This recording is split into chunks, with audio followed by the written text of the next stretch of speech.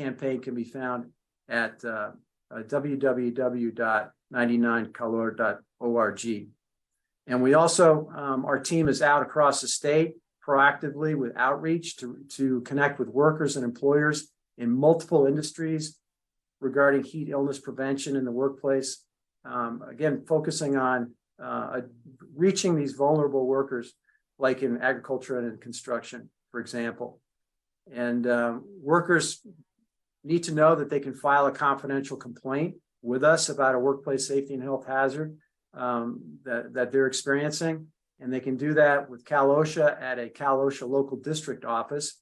And these phone numbers are listed on our website. And we also have a call center to assist workers in both English and in Spanish if they have any questions regarding workplace safety and health, or if they want to file a complaint. And our phone number is 833-579-0927. So on behalf of our team, Cal OSHA wants to thank everybody for your collaborative efforts to help keep workers safe and healthy during this period of high heat. And Brian, I'm going to hand this back over to you now. Thank you. Thank you, Jeff. And really the thing that he emphasized about the public awareness is something that California is more than almost anyone else in the leaning forward on education and outreach in a culturally and linguistically appropriate manner. And to talk more about that, I'm happy to bring on someone who is really a champion of this work, who's doing this at a fantastic pace in the state, Yumi Sarah from the Office of Community Partnerships and Strategic Communication within the Governor's Office of Planning and Research. Yumi, for yours. Thank you. Thank you, Brian. Just noting that my internet is pretty unstable today, probably because of the extreme heat, but just wanted to let you know about our new campaign that we've just launched. We're part of the state's comprehensive commitment to help Californians stay safe. This summer, we've launched a multi-ethnic public education campaign, the Heat Ready California campaign. It's critical, really, that Californians, as you've heard, especially those most vulnerable to heat, are aware of what they can do to keep their communities safe. Heat Ready California is poised to educate, prepare, and activate Californians to stay safe during extreme heat seasons. And this might be checking in with your elders and neighbors, taking action for yourself and your families by staying hydrated, or going to a cooling center. And as you've heard from the other speakers, we are focusing on communities who are most at risk, including our older adults, their young children, those with chronic health conditions, persons with disabilities, those who are pregnant, and people in urban communities. We're also working in close partnership with our other state agency partners to support their efforts as well. Our statewide media campaign will be launched in 12 languages, including advertising, ethnic media, and social media. At the heart of this work, though, is our Trusted Messenger Network. We have over 120 community-based organizations known as CBOs conducting outreach in every California county in over 30 languages. And what does that mean? It means through door-to-door canvassing, phone banking, community activations, and other outreach efforts, these organizations are helping the most vulnerable communities better prepare for extreme heat. We're encouraging Californians to visit the website, heatreadyca.com, to make a heat plan, access resources and information. The campaign's website is available in Spanish at cuidatedelcalorca.com and soon in other languages. But before I close, I also wanted to mention the great work being done by my colleagues across the Governor's Office of Planning and Research. There are 2 upcoming funding opportunities that are part of the state's Extreme Heat Action Plan. The first is the Extreme Heat and Community Resilience Grant, which will invest $135 million in local, regional, and tribal efforts to reduce the impacts of extreme heat. The second is the Community Resilience Centers Grant, investing $270 million to support the development of community facilities that can protect people from extreme heat and other extreme weather events, and build community preparedness. Thank you for the opportunity, Brian, to speak with you today. And we're really excited about our partnership with you and the others on this webinar as we launch the Heat Ready California campaign. Back to you, Brian. Thank you, Yumi. And now to kind of clean up and bring it all together in terms of what it means and the unique impacts that we see in climate change in California. I'm very proud to bring one of the nation's foremost leaders in climate change, climate adaptation, and keeping our communities safe, Secretary Wade Crowfoot from the California Natural Resources Agency. Brian, thanks so much. Good to be here today. Obviously, priority 1A in coming days is helping people keep themselves and their families safe. So that's really the thrust of the discussion here today is what are the tools, what are the actions being taken to protect people from this extreme heat wave? It's also helpful to put this in context.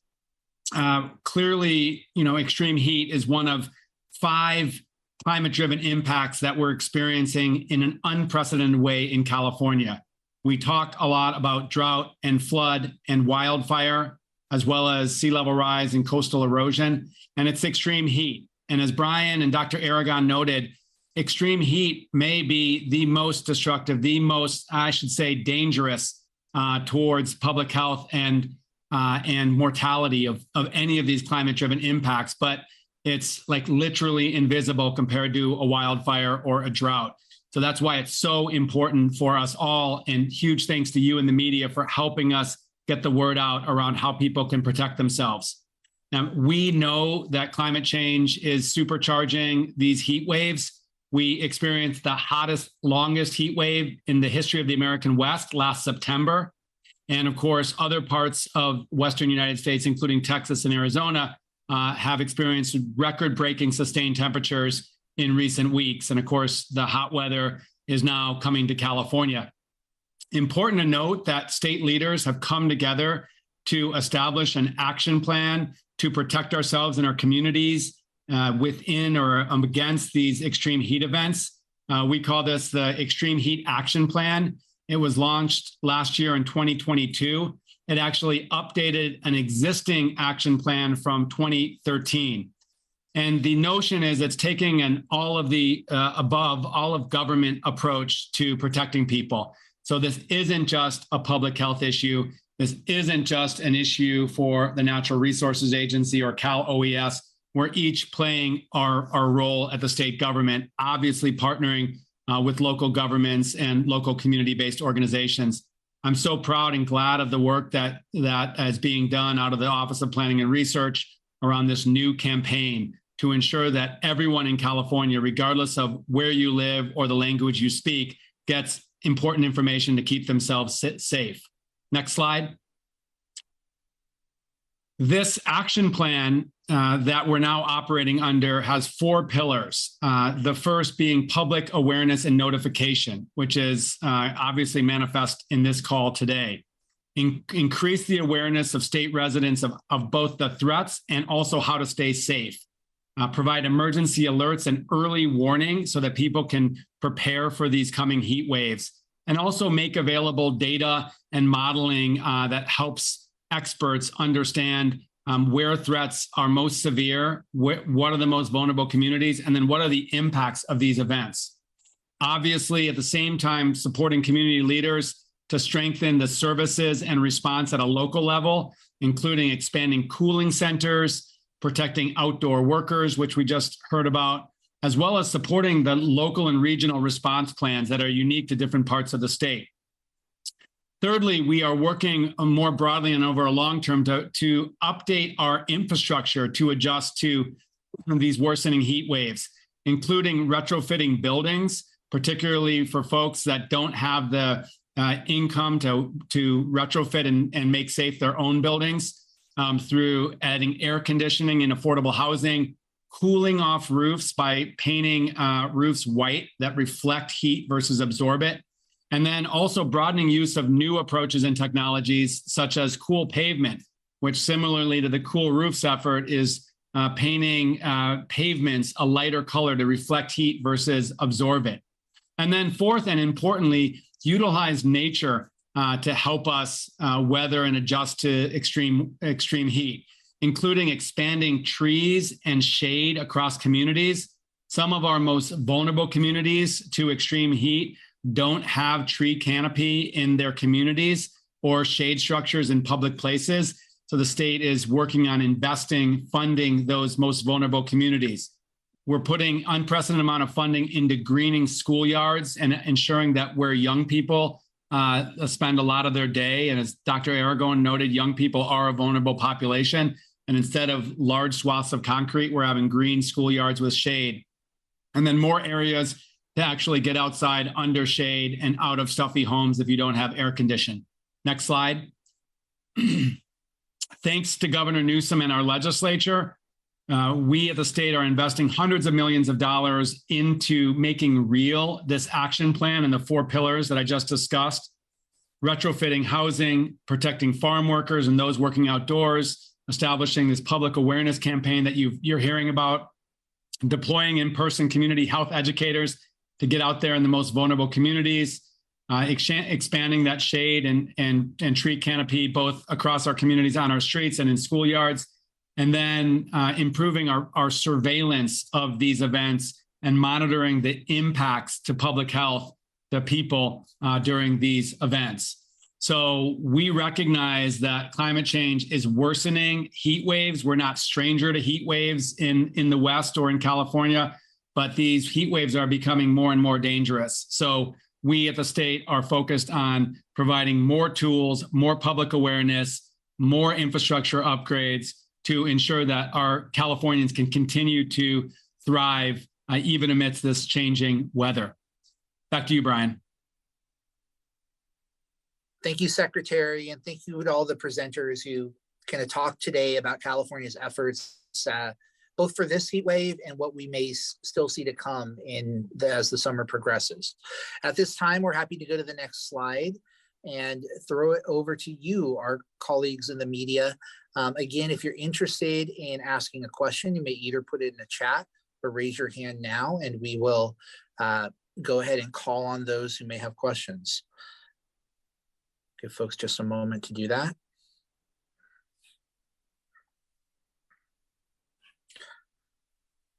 And while we wait for folks to submit their questions in the chat, we were texted a question from someone who asked if Courtney from the Weather Service could come and just put a little bit of context on what the impacts may be, more broadly beyond California, if this is something that impacts other states as well as California. Courtney?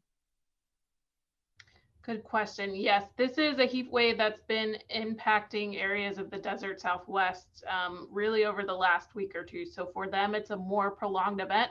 For us in California, it will be, kind of a 3 to 4 day event. So not as prolonged as other areas of the country are seeing. But these temperatures in some places will be breaking records for that day.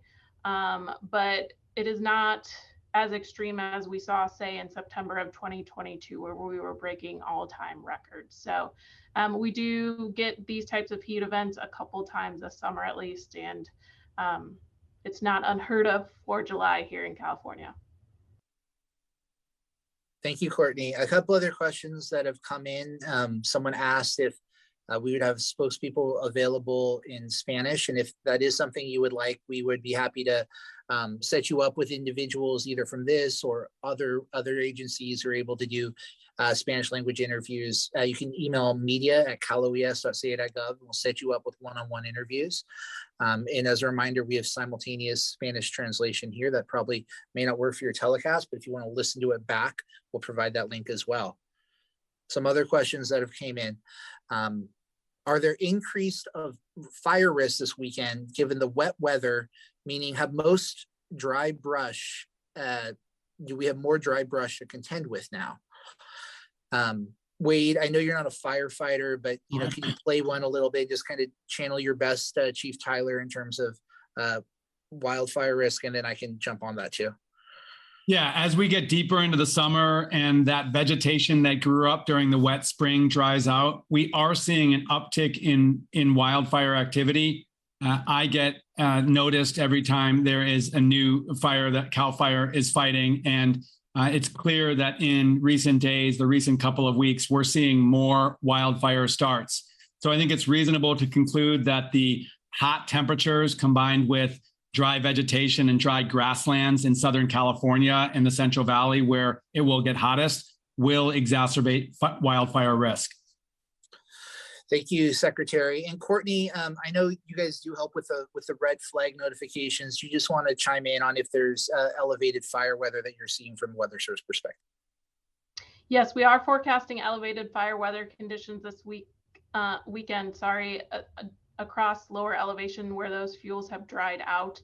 We are not expecting conditions to meet red flag warning criteria at this time, but again, as things dry out, it will be a concern this weekend. Thank you. With that, I see Odin Rasko has his hand raised. Can we unmute so he or she can ask a question? Hi, I was just wondering if does the state have a minimum standard for what cooling resources they make available based either on population or anticipated need, or is that left up to the municipalities? Yeah, great question. I can take a run at that. Most cooling centers are operated by either city or counties, and it will vary, right? Because 100 degrees in San Francisco may be a dangerous situation, but 100 degrees in the Inland Empire or desert region is just what it is this time of year. And so it does vary. And the opening of cooling centers is typically done at the county level. The state's provided resources in recent years to support more opening of resilient centers, of cooling centers. There often is an ability to seek some level of reimbursement for these, but typically those are operated locally and they're open based on the conditions in a given part of the county. We have some counties here in California that are simultaneously under a heat warning and a snow warning. And that's kind of the nature of our state of, our feet are in the oven and our head is in the snow. And, I think we're seeing that now, but they're often operated by local government, if that answers your question. Great. Next, we'll go to Carla Haas, who I see has her hand raised.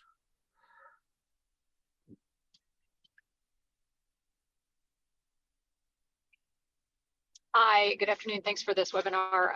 Curious to know, one of the speakers had mentioned CBOs that are being deployed in every county. Is there a way to get a list of those CBOs? Yeah, we can work with you afterwards, Carla. Because there's multiple CBOs from different programs, but will you send a note to media at Cal OES and we'll get that to Executive Director Sarah and her team, and they can send a list over to you.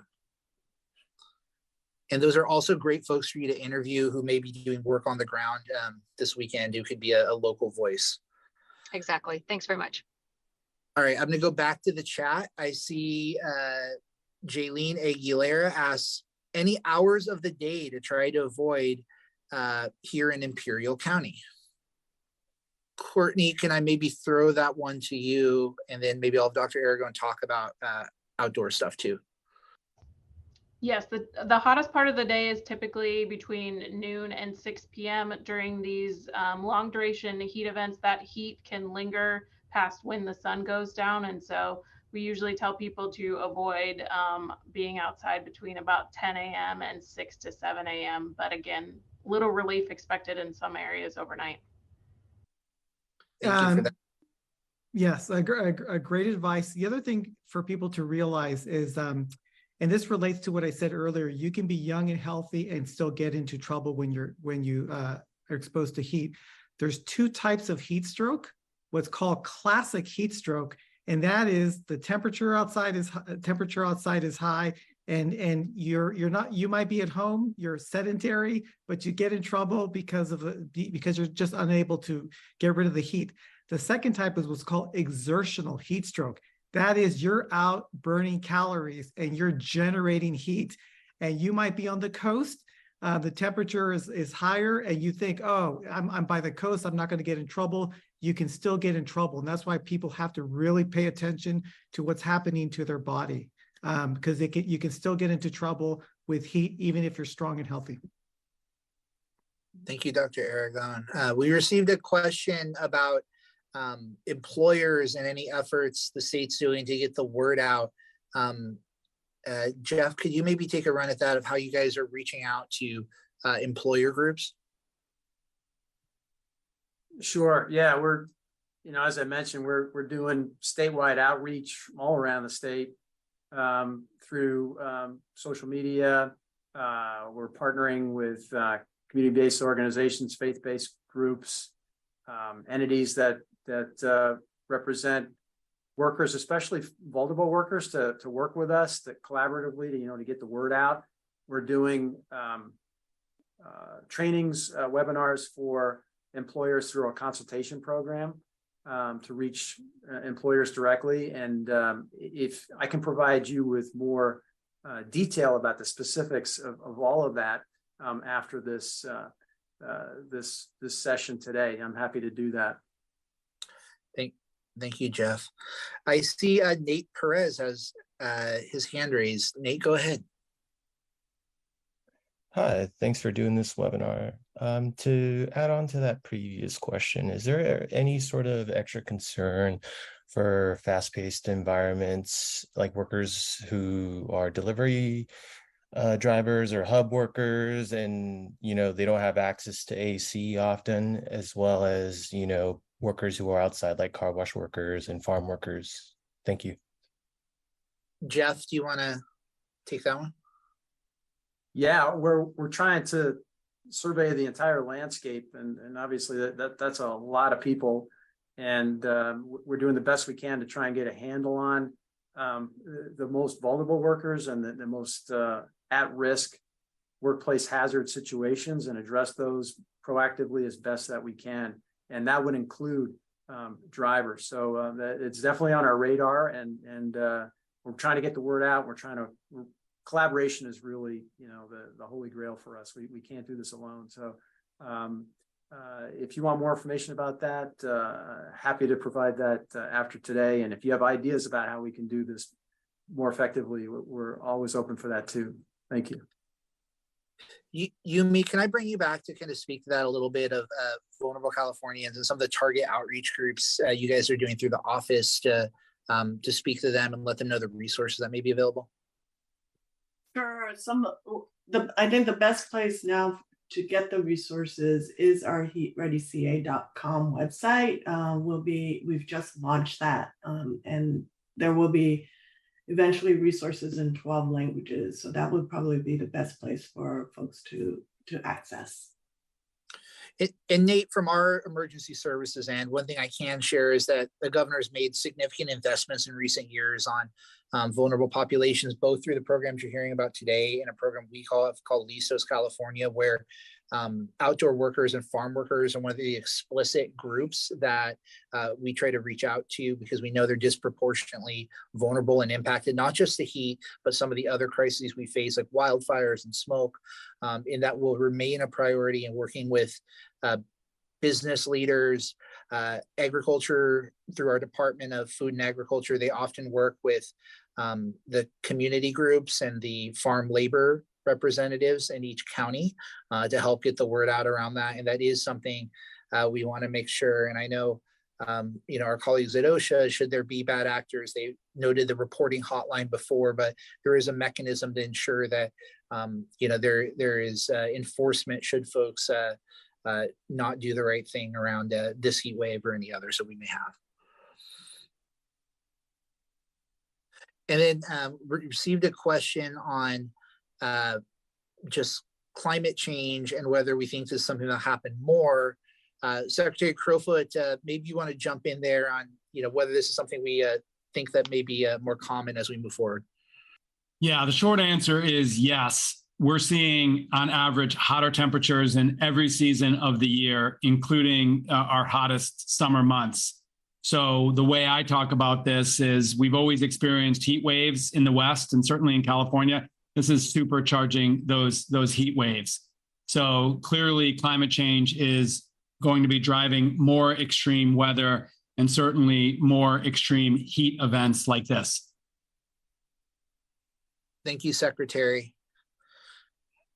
All right, seeing no further questions, just wanted to wrap up, but we will distribute to all of you who participated today the recording of this. If you want to grab bites or follow up, should you have follow-up questions, please don't hesitate to reach out to our team at Cal OES, and we can direct them to any of the individuals you talked with today. You can email media@caloes.ca.gov, and we're happy to work to facilitate any one-on-one interviews or connect you with local representatives who may be able to help with your newscasts as well. We appreciate you. The media are an important partner as we go into these disasters to help get the word out and stay safe. And ultimately, that is the priority work that will happen over the coming days with this event. Good afternoon once again. I'm Karina Nova, live here in the ABC7 newsroom, and you have been listening to some state officials holding a press conference there for us to give us a heads up about what's being done and how to prepare for the heat that's coming, extreme heat event expected to impact much of California. You got some details there, but we of course have our meteorologists giving you all the details in all of our newscasts today, so you'll want to tune in for that. We also have reporters covering the extreme heat throughout the Bay Area. You can tune into our next newscast that's Getting Answers at 3 p.m. And again, we'll have much more for you on the extreme heat hitting the Bay Area at 4, 5, and 6 this evening. For right now, we're going to wrap it up and send it to regular programming. Thanks for watching, and we'll see you back here later today.